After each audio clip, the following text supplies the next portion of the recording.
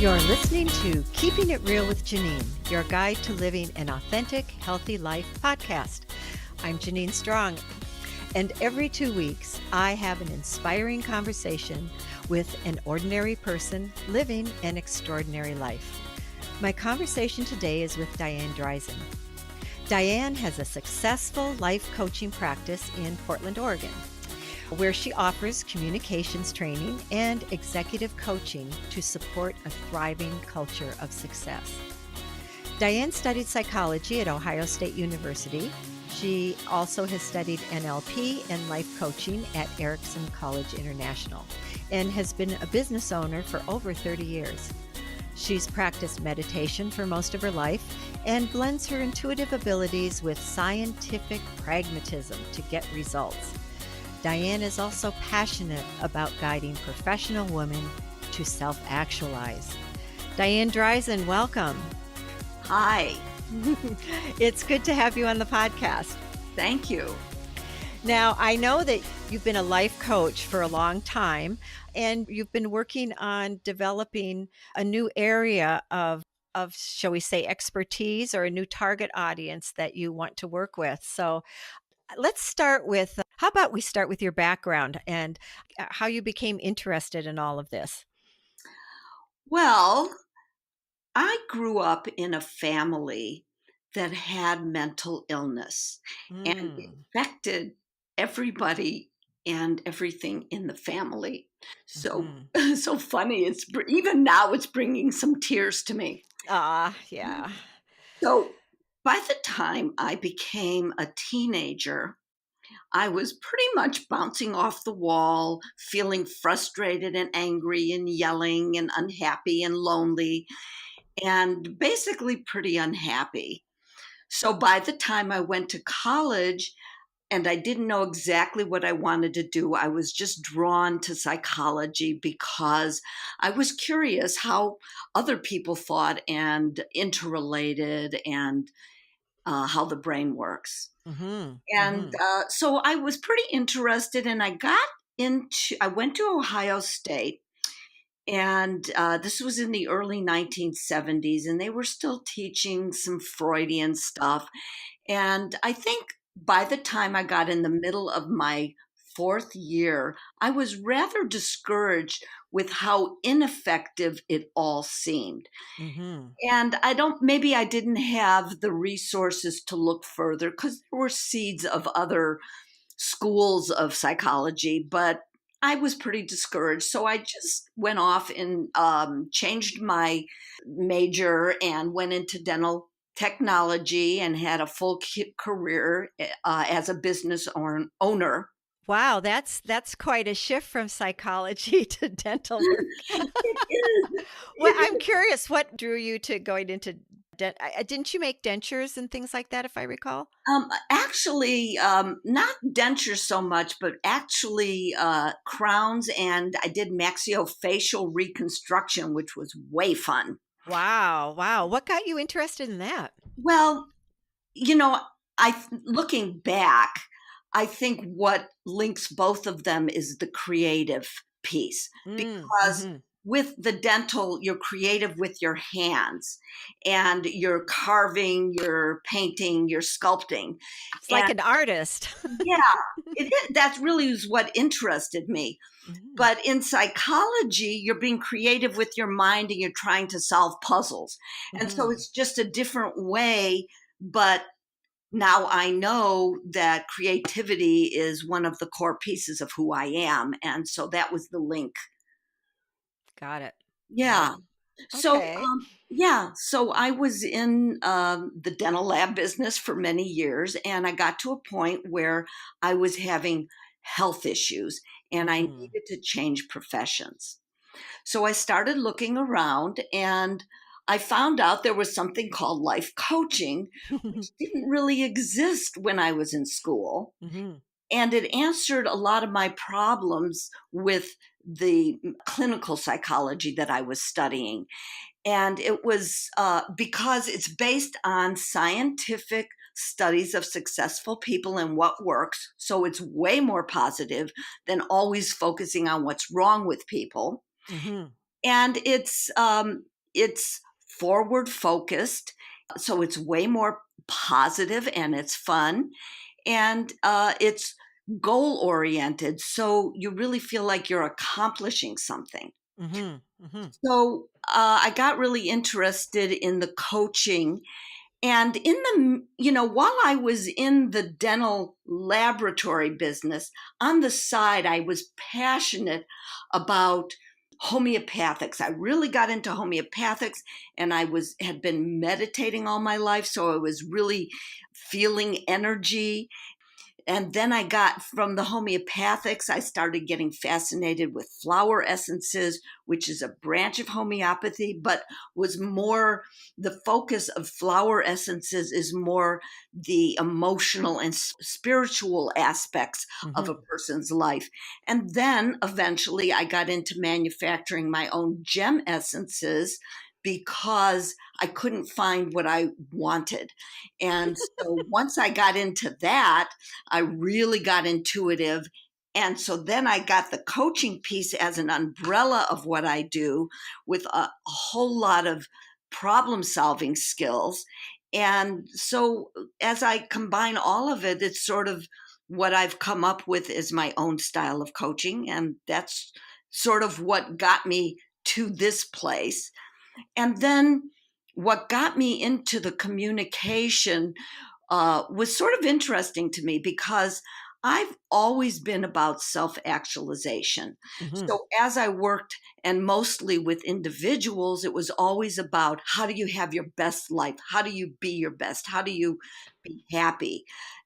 Then, about 6 years ago, some of my executive clients started bringing me in to work with individuals in their company when they recognized that certain people were having particular problems. Mm. And what I realized when I was working with them was that if I could add a knowledge base program to add and combine with the coaching, that I could reach more people more efficiently and more effectively.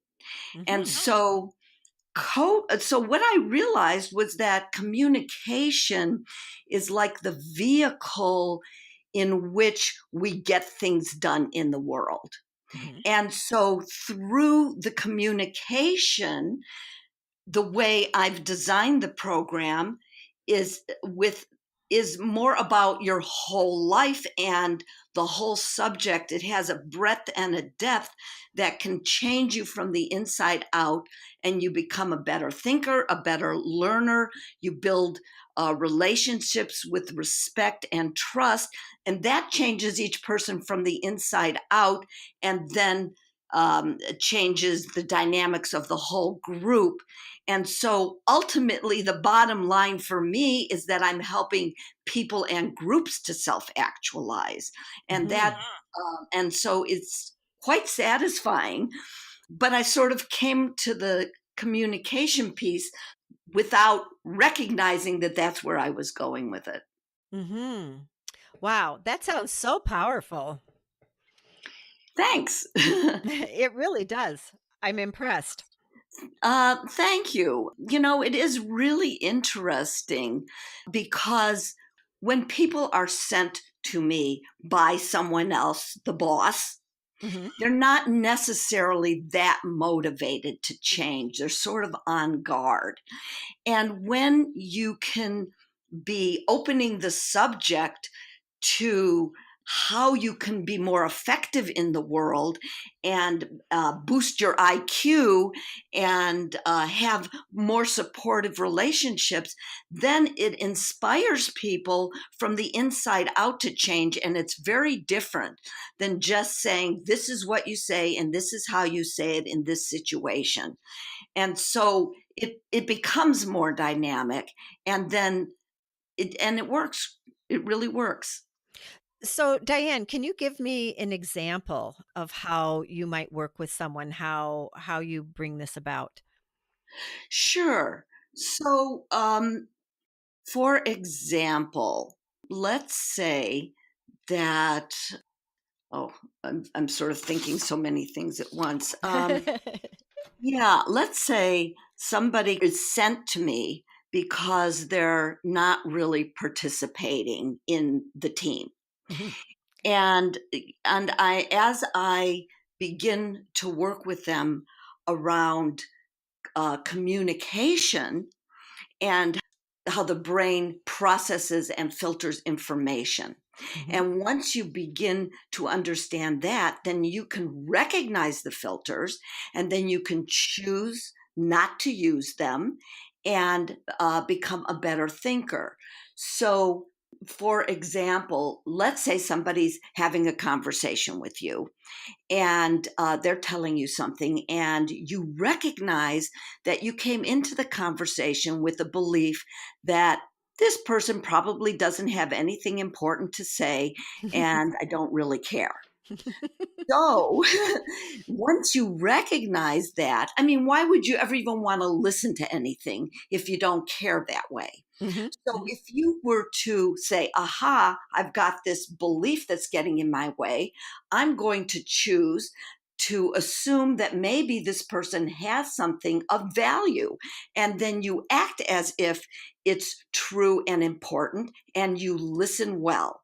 And then later on, you can choose whether or not to believe it, but you've gotten some information and perhaps you've learned something that you wouldn't have learned before. And so you're smarter. Your learning curve is shorter. And when people value intelligence, and when they feel like they're becoming smarter, they're becoming a better listener, or they're being more effective, then it motivates them from the inside out to do more. Mhm. Mhm. I feel like I got a little bit lost on the example. No, no, no. Your example's great. So what I'm hearing, and correct me if I'm wrong, is that through a person understanding how they filter information, meaning how they perhaps delete, uh, how they look at things, they can then make different choices to be more effective as a communicator and as a learner. Exactly. So how hard is it? I mean, if someone, so say you're working with someone and you're helping them with some ahas about how they process information, Mhm. how difficult do you find? I mean, I would imagine for some people it's easier than others, but is it difficult for people to actually then actualize it, to actually use it? Yeah, actually, it's not that hard. Some things are easier than others. I think that there's some really simple things. You can only get into so much depth. So I start with the simple things. So let's say you're filtering through language. If and so Mhm. there's that's the simplest thing to control. So if somebody's talking to you and you don't understand what they're saying, you can just ask, could you please repeat that? Or would you say that in a different way so I can understand? So Mhm. that's a simple thing. Mhm. Then there's the a gaining of awareness of certain beliefs or values that you might bring to the table. It's not that hard to become aware of it, especially if you're focusing on it with a course for like 3 or 4 months. It's on the front of your mind. And Mhm. so, we have certain values, and if you recognize that someone's talking to you and you don't care, then you're not paying attention, and all you have to do is choose to act as if it's important and you do care, and then Mhm. you're listening. And so those kinds of things, it's just developing a new habit and paying attention. Then I think where it really gets a little harder for people is when they have all the information they need and they're still not getting the results they want. And Mm. that's where the coaching piece comes in, because it usually has to do with stuff often unconscious about past painful experiences that you've had. So someone's talking to you and it reminds you of something that happened and you're associating it. Your ego kicks in and you're acting out. Like you don't want to trust somebody to tell them the truth, or you're maybe getting in the way of solving a problem with some other people. And so the beauty of solution focused life coaching is what both you and I were trained in. Mhm. You get down to the core of where the problem is, and there's ways of bringing people to coming to terms with those things. And when they come to terms with them and they get the blocks and the limits out of the way, it just happens naturally. You just don't, you don't have any judgments around it anymore. Mhm. Mhm. Is that making sense? Absolutely. And I'd like to point out that I think that when a person, say if they're in a conversation with someone and it's triggering some sort of past pain, and then they're reacting to that, Mhm. that's usually not conscious. Right, right. And that's why the coaching is more effective in that case than the knowledge of how the brain works. Mhm. Mhm. So the coaching takes care of the internal limitations. And the faster you can help somebody get down to that, the better they can get that out of the way. What I love about the informational based program is you're not necessarily coming at somebody and blaming them for being a certain way. You're just giving them information. This is what we tend to do. Now that you're aware of it, you're getting some aha moments and you're beginning to understand not only how your own brain works, but you're starting to recognize it in other people. So when you're communicating with them and you're listening better, you're also working with them to come to terms with or understand or build a relationship that's working better. Mhm. Mhm. So, are there maybe some specific techniques or experiential kinds of things that you use to help people come to this understanding about themselves? In the coaching piece. Mhm. Mhm. Yeah. So I think solution focused life coaching is a school of life coaching that has a very good overall structure in the way it works. And then because I'm who I am, I've brought in a certain amount of energy work and intuitiveness. And also, meditation is a very important piece of how I work and how I help people to imagine things or envision Mhm. things. And so, I'm always trying to meet people where they're at. And so sometimes, if people are not open to that, I use some of the basic skills of asking questions that help people to go deeper and think for themselves. With the energy work, I'm helping them to more quickly tap into what they know and to listen to themselves, which is also internal communication.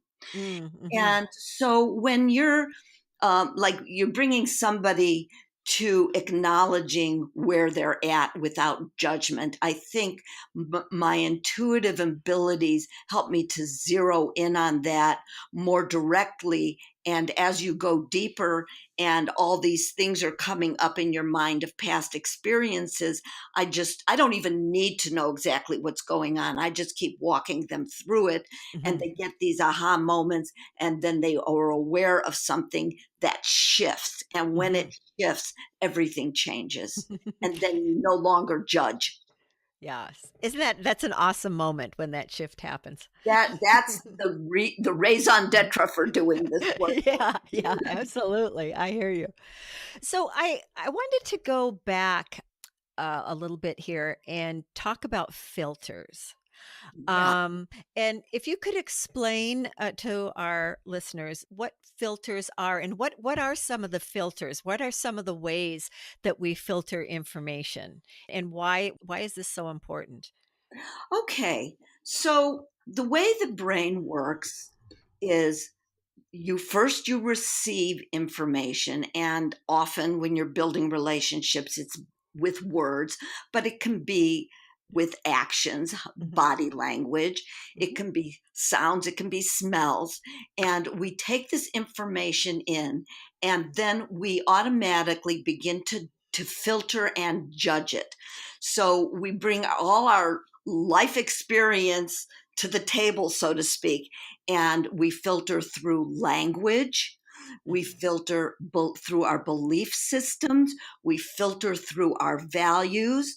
We filter through meta programs, which are deeper ways in which people process information, such as being extroverted or introverted. Mhm. That there's a lot of other filters, but those are some common examples. Mhm. And so we filter the information, and then we create a construct in our minds of what we just heard. And of course, the more you're judging and filtering, the more distorted that image is. And then that image, or what we think just happened, what the reality is in our own heads, can trigger emotions or behaviors, and that's the sum total of our experience. So when you're working with the filters right up front before you create the construct of what you think just happened, then you can easily start to let go of judgments or beliefs that are not resourceful. And when you can manipulate those up front, that's the way in which it's sort of the window into changing behavior and getting smarter. When we are more neutral and non-judgmental, which is another conversation, and it's a whole Mhm. conversation in itself, but the more neutral we are, the more the reality comes right through, and the more that our construct mirrors what really happened. Now that seems like a really important point to me. It is. So the idea of because that's it's something I've been struggling with some family things of, not trying not to be judgmental, trying to be more neutral. Mhm. So can you delve into that a little bit more? Because I think that's Yeah. important because we all have judgments, right? Yeah, absolutely, and it is really important.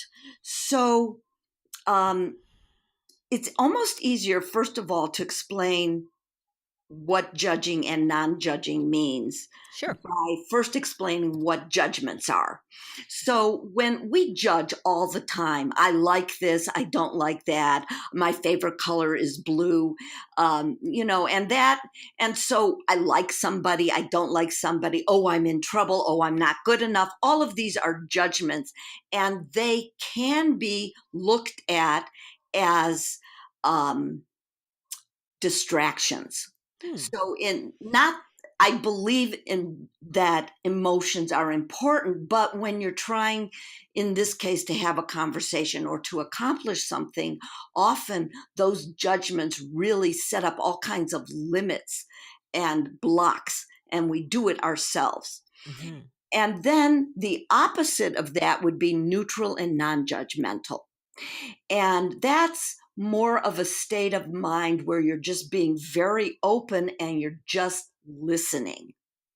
And this is where I think meditation is so valuable, because through the process of meditation, you learn how to quiet the mind, which means quieting all of the judgments that you're making. And Hmm. when you can quiet that and have a more open mind, then you're in the flow and you're being very present and you're really listening. And that alone is a really important learning skill that you can use in everything you do. Hmm. Hmm. Absolutely. I also find, and tell me if I'm wrong, that trying to step outside of myself, like if I catch myself running negative, quote unquote, negative thoughts, negative programs, or I'm listening to somebody and I'm noticing that I'm being judgmental, that I'm not being neutral.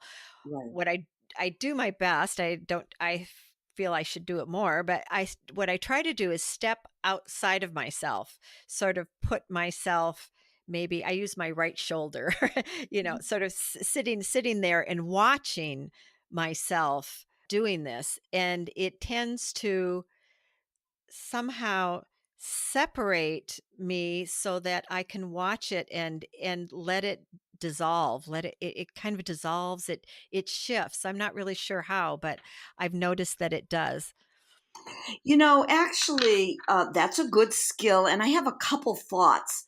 Mhm. So, one is that what I'm hearing you say is that you're cultivating the skill of taking on a different point of view. And Mm, that mhm, is very, very useful. So you're stepping out of being in a judgmental state and being involved to stepping out into more of a watching, neutral, non judgment point of view. And that is extremely helpful, especially in the moment.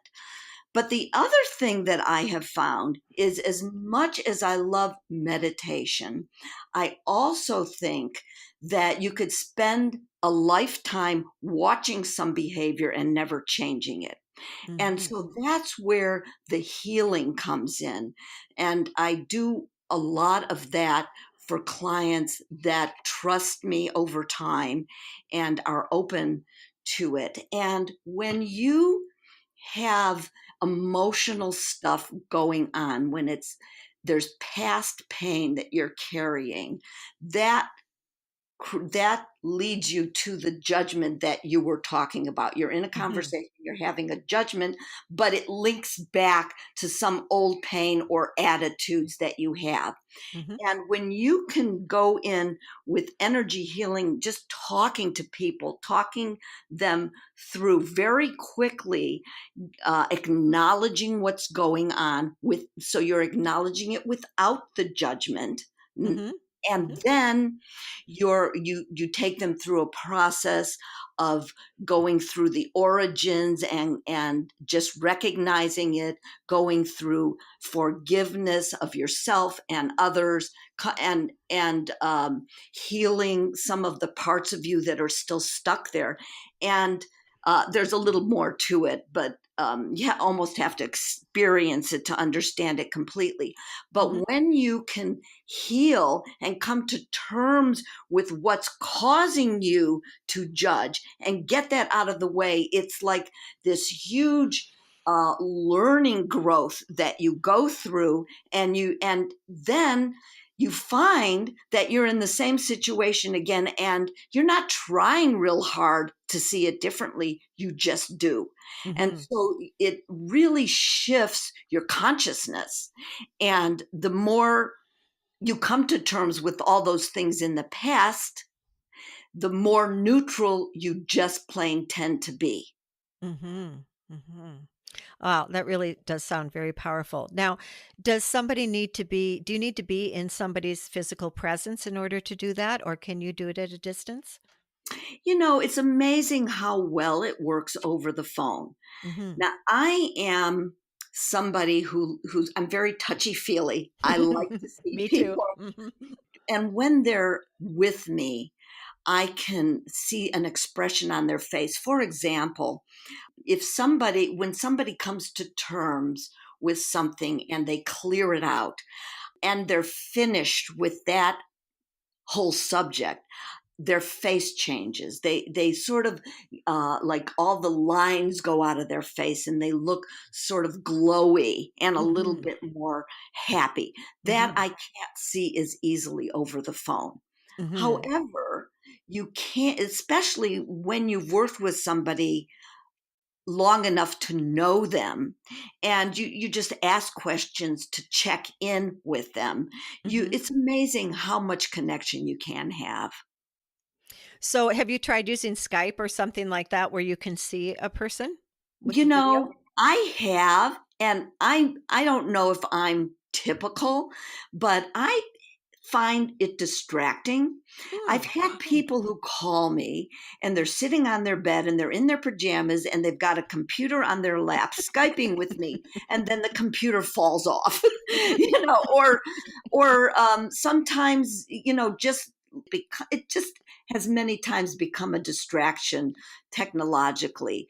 And so Hmm. I have used it, but I just like the phone. I think we've all had really good conversations with people over the phone, and you don't Hmm. have the technical problems in the same way. And so I think most coaches do use Skype and they work.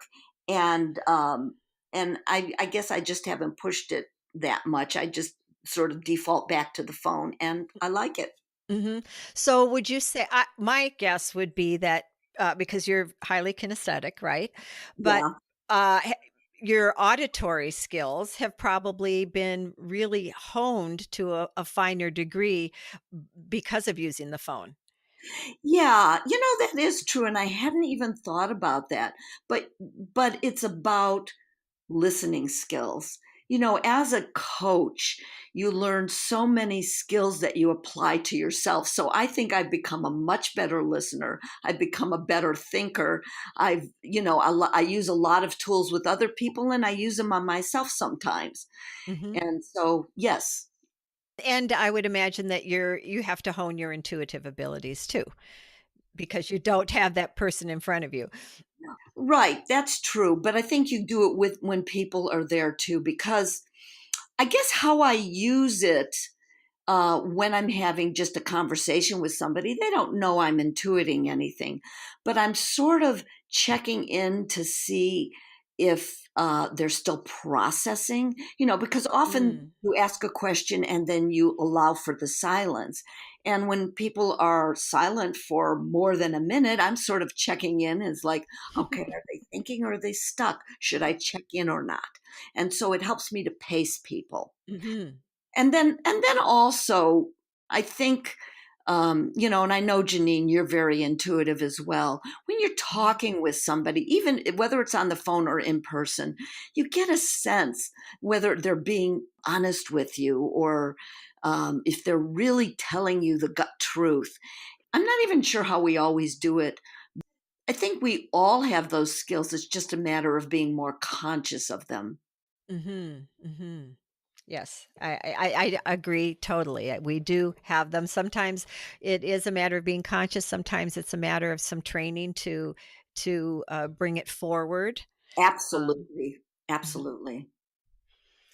Yes, I mean, I sincerely feel that if one person can do something, we should all be able to.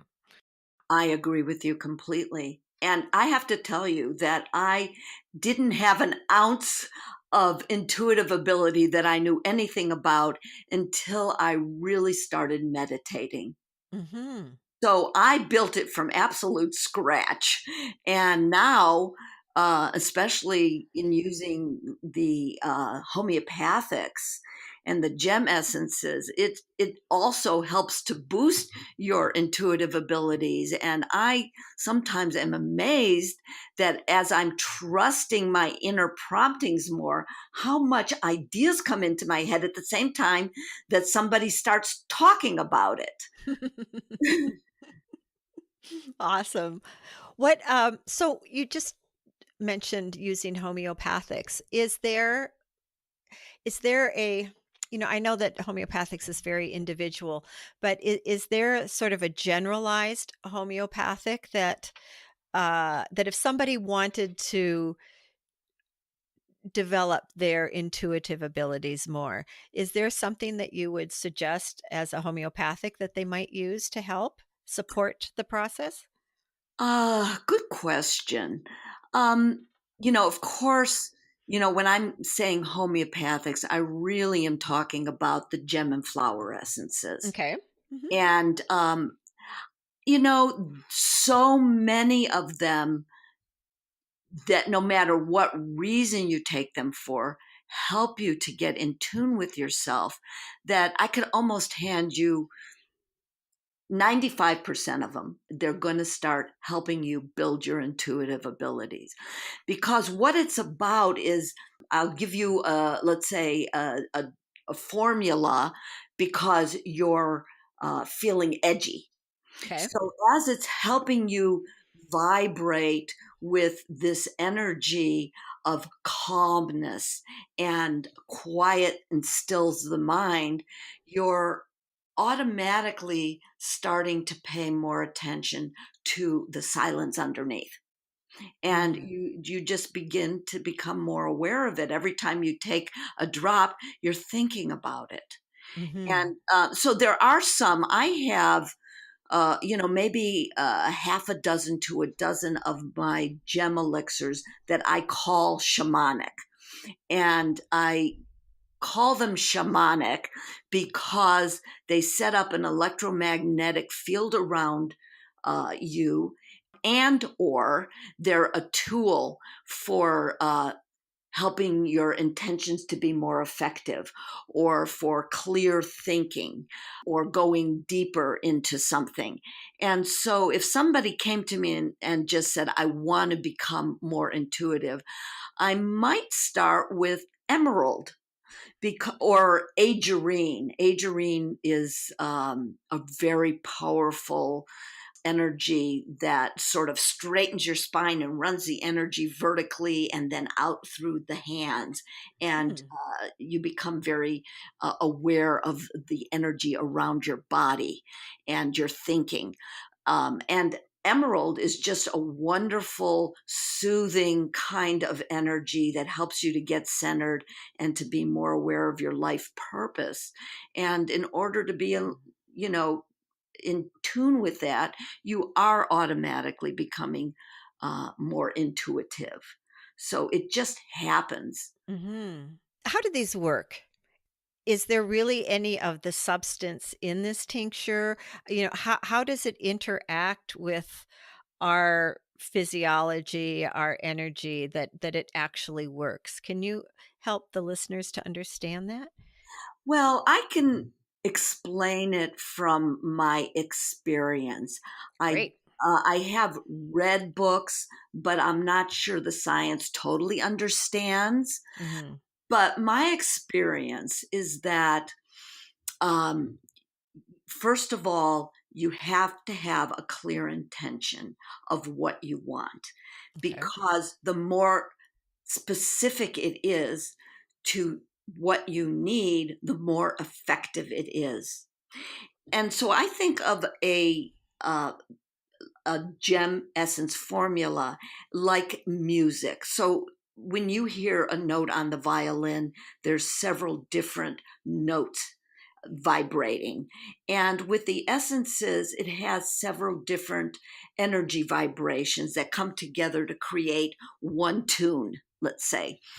And so when you take it internally, which also is more effective than just holding it, Mhm. and your body, it takes a couple minutes, and then your body starts sort of entraining. If you're familiar with the word entrainment, it Mhm. vibrates at the same frequencies as the essences. So you begin to vibrate at the energy of the lesson, so to speak, that the energy is teaching you.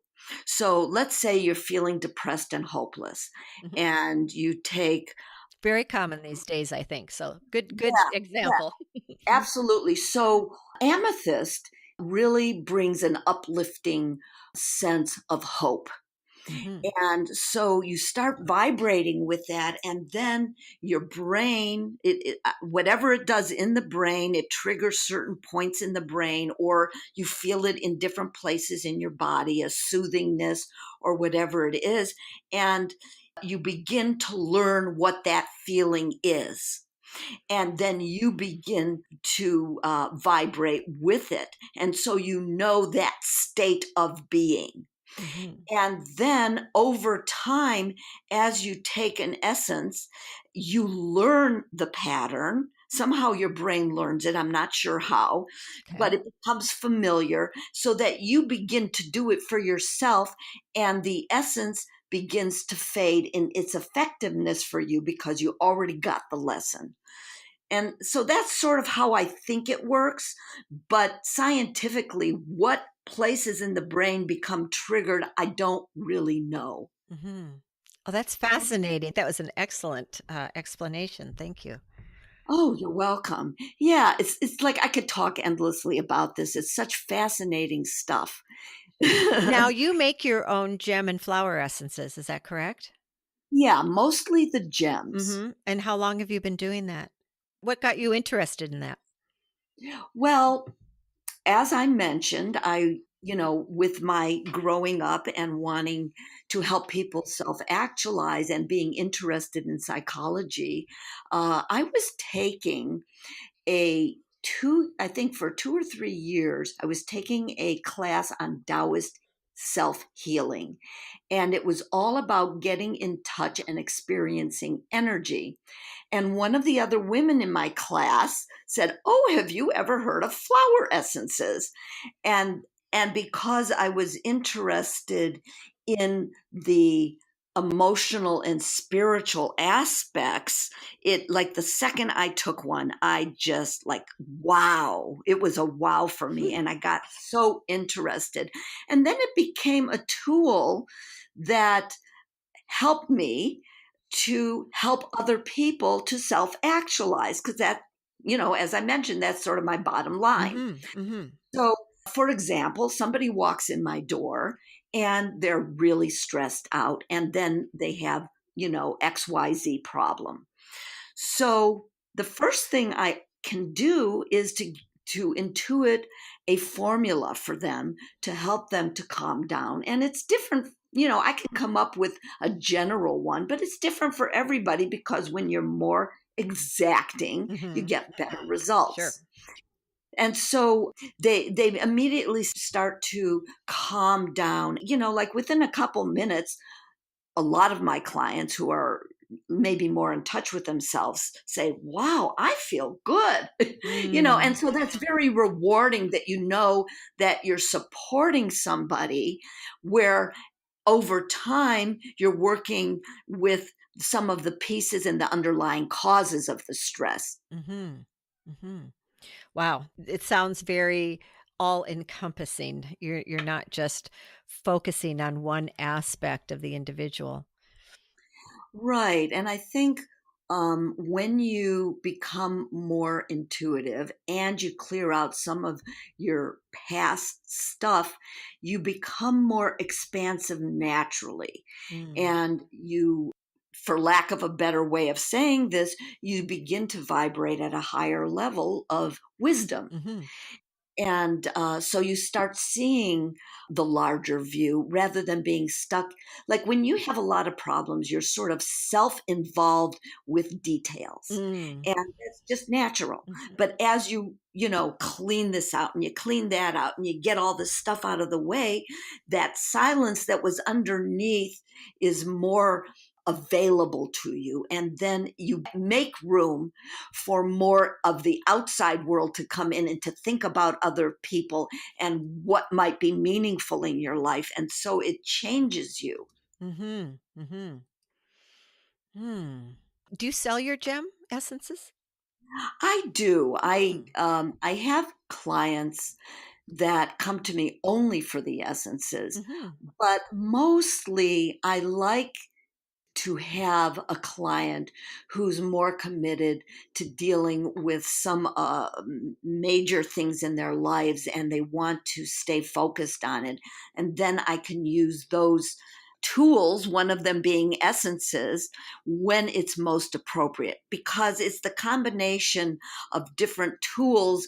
And when I have the ability to use what works best, to me, that's the most effective. I do have a website, earthskyessences.com, where I focus on the essences and I am also upgrading that. I don't really have great pictures on it, Mhm. but if somebody's interested in that alone, they can go to the website, they can call me, I can intuit something for them easily over the phone or I love being in person. And so they are available in that way. Cool. Now, do you ever find that, uh, say someone comes to you just for an essence, and then in I the only word I can come up with is prescribe or formulate something for them that then that brings them to a point where they're actually wanting to look deeper and to do more work? Absolutely. I've had a number of clients who originally came to me because they were curious about the essences and then eventually became long-term clients. Mhm. Mhm. That Yeah. would make sense. That would make sense. Yeah. Yeah. That's awesome. How do you make a gem essence, by the way? Is that something you Well, can share? there is a standard way, and the standard way to do it is you take a bowl of clean filtered water and maybe glass in a glass bowl, and you can put a gem or a flower into it, put it in the sunlight for a couple hours, and the sunlight imprints the energy into the water. Mhm. I find there are now better, more effective ways to make them stronger. I have my Mhm. own techniques for Great. that I don't share. Sure. No, I don't expect you to share secrets, but just to give people an idea of how it Yeah, works. yeah. So it's true. There's no physical element.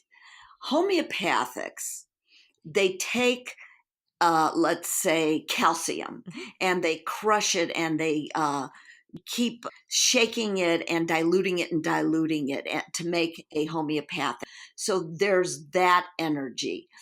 But when you make an essence out of a flower or a gem, the standard way or using some other techniques, you're actually taking what, for lack of a better word, a living substance, and you're getting the wholeness of it infused into the water. So, in my opinion, and people may argue with me, but the essences that I make are more living, they're more alive, and it's more of a wholeness.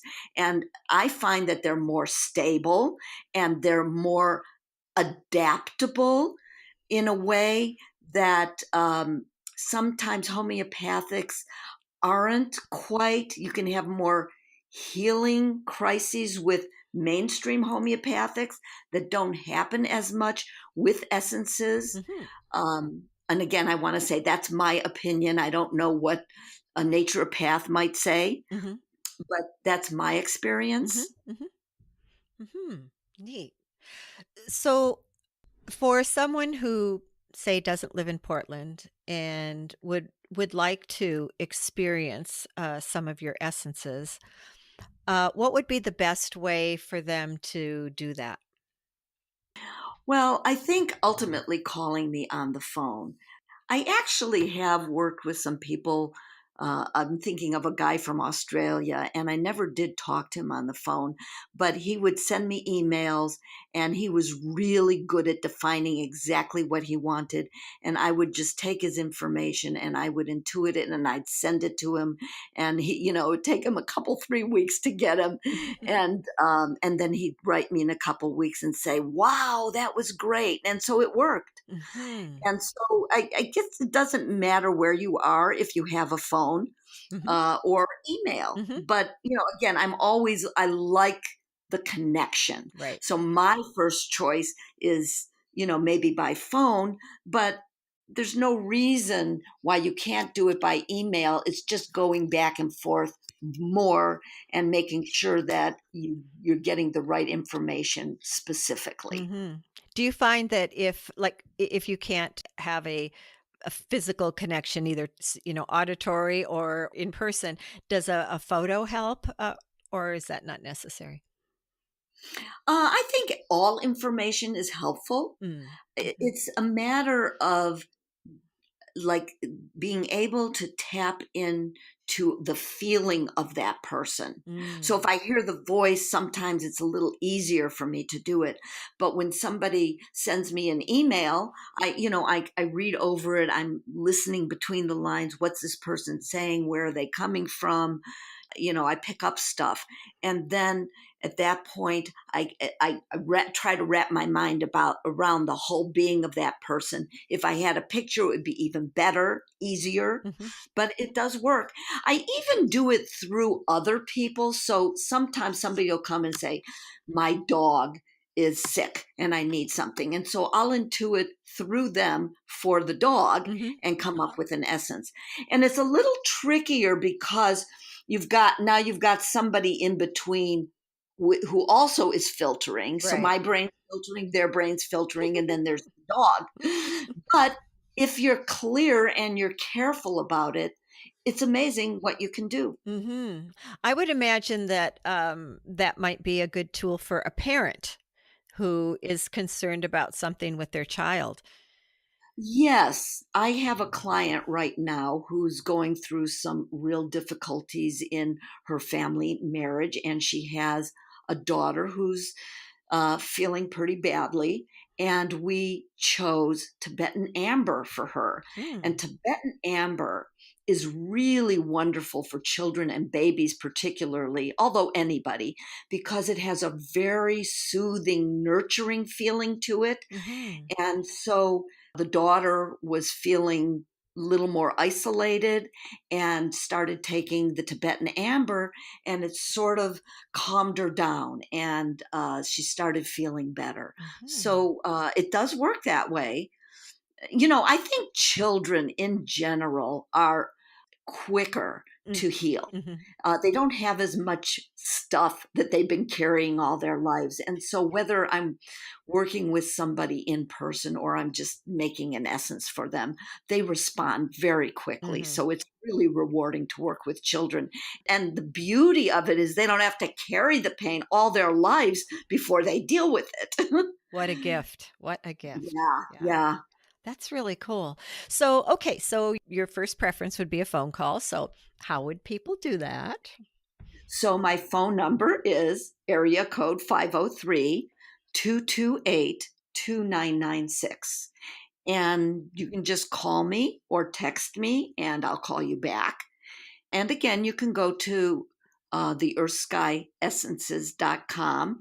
And I also have a website that is fulfillingcareer.com, and that's more about the coaching.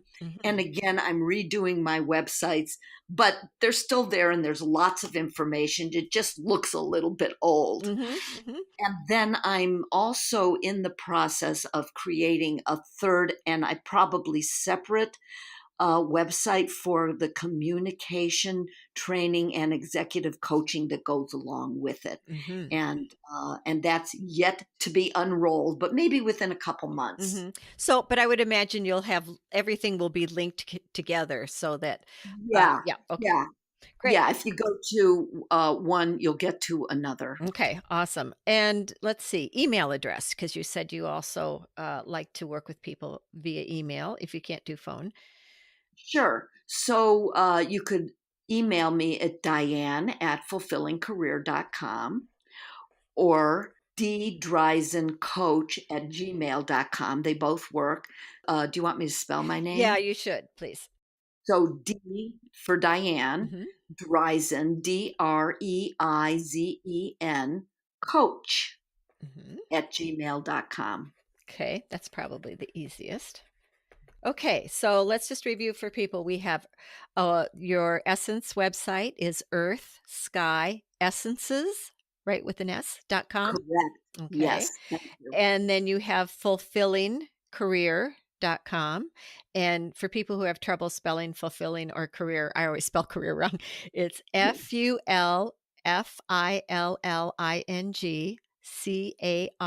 fulfillingcareer.com. Correct? Yes. Oh, I did it. Thank you. Mhm. Yeah. And then your phone number is 503-228-2996. And your Yeah. email is Dreizen, Dreizen, coach at gmail.com. Correct. Cool. Well, is there anything that you haven't shared with us that you were wanting to that before we wrap up?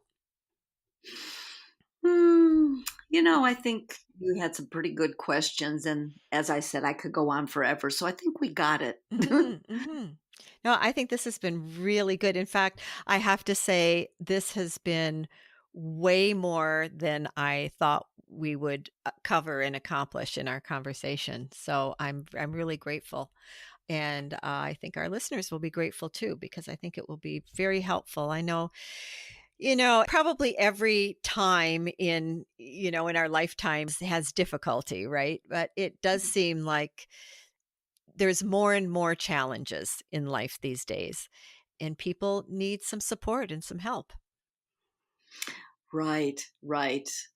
And I thank you very much for this opportunity. I appreciate it. Well, thank you. It's been really wonderful, and I look forward to reconnecting after you get everything going, and maybe we can get in depth in some of the other areas that you are working in. Great. Thank you so much. Thank you, Diane. It's been great. Thank you for listening, and thank you so much, Diane Dreizen, for sharing your experience, knowledge, and wisdom as a career life coach. There is always more to learn to be a thriving entrepreneur, to be a healthy human being. The podcast website is realjanine.com. You can listen and download each episode and check out the show notes. You can also sign up for the podcast bi-weekly blog newsletter to keep up on new episodes, archives, life updates, and always there's a yummy recipe. And remember, Janine is Janean. Subscribers have been emailing me recently expressing their gratitude and enjoyment of the newsletter, which makes me feel really good. I like to get feedback because I never know. To subscribe to Keeping It Real with Janine, go to iTunes or your favorite podcast provider. And I have a Keeping It Real with Janine YouTube channel, and I'm creating video slideshows of all my conversations. If you'd like to help me out, please go to YouTube and subscribe. I really appreciate it. Do you know someone who would benefit from my conversation with Diane Dreizen? I am pretty sure you do. So please share the love. It would be appreciated by all. Take care and be well.